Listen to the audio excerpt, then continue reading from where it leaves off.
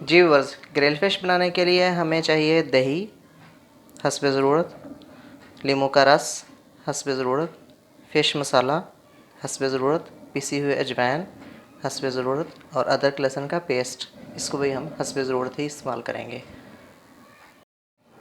Viewers, fish को हमने अच्छी तरह जो है वो वॉश कर लिया है।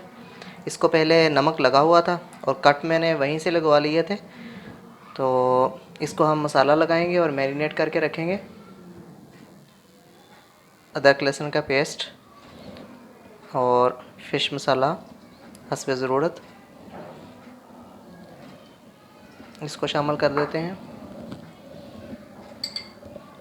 पिसी हुई अजवाइन, ये भी हम हस्बे ज़रूरत ही इस्तेमाल करेंगे।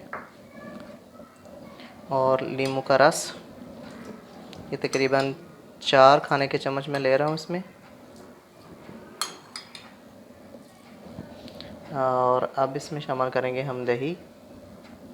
दही को भी हमने हस्बे ज़रूरत ही ले लेना है। व्यूअर्स, हमने फ़िश को अच्छी तरह मसाला लगा दिया है। अब 2 घंटे के लिए हमने इसको रख देना है। इसके बाद हम इसको ग्रिल करेंगे। व्यूअर्स, फ़िश को ग्रिल करने के लिए मैं इसमें सेट कर लूँगा। मेरे पास ओवन की डिश है, उन्होंने फ़िश ग्रिल करने के लिए साथ ही दी थी। इसमें बहुत ज़बरदस्त फ़िश ग्रिल हो जाती है।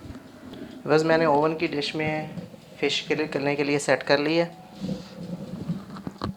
अब इसको हम ओवन में शिफ्ट करेंगे।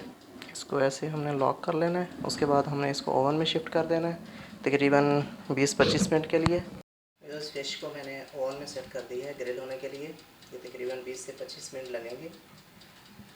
जी बस, फ़िश ग्रिल हो चुकी है। इसको हमने आधा घंटा दिया था। माशाल्लाह बहुत ही बेहतरीन तैयार हो चुकी है। अब इसको हम डिश आउट कर लेते हैं। बस, ये हमारी फ़िश की माशाल्लाह फ़ाइनल लुक बहुत ही बेहतरीन तैयार हुई है।